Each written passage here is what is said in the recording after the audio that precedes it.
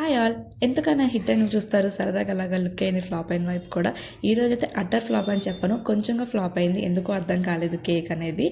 మీకైనా తెలిస్తే నాకు చెప్పండి. ఫస్ట్ అయితే ఒక గ్లాస్ గోధుమ పిండి, 1.5 టేబుల్ స్పూన్ కోకో పౌడర్, కొంచెం బేకింగ్ సోడా, కొంచెం బేకింగ్ పౌడర్ తీసుకొని జల్లించుకొని ఆ పిండి అనేది పక్కన పెట్టుకున్నాను అనమాట. ఏదైతే గ్లాస్తో నేను గోధుమ పిండి మెషర్ చేసుకున్నానో సేమ్ గ్లాస్తో ఒక గ్లాస్ షుగర్, 3/4 గ్లాస్ పెరుగు, 1/4 గ్లాస్ ఆయిల్ వచ్చేసి నేను మిక్సీ జార్లో వేసుకొని అది మంచిగా మిక్స్ చేసుకున్న తర్వాత దాంట్లో కొంచెం వెనిలా ఎసెన్స్ అలాగే పాలు వేసుకొని మంచిగా మిక్సీ కొట్టుకున్నాను.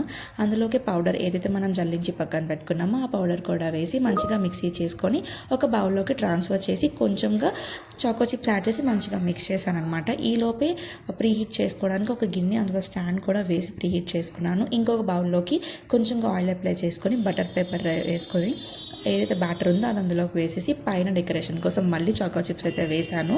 అండ్ ఎయిర్ బబుల్స్ పోవడానికి మంచిగా ట్యాప్ చేసి అయితే నేను పెట్టుకున్నాను. లిటరల్లీ నాకు ఇది 45 మినిట్స్ పట్టింది కేక్ బేక్ అవ్వడానికి. నాకు రీజన్ అయితే అర్థం కాదు.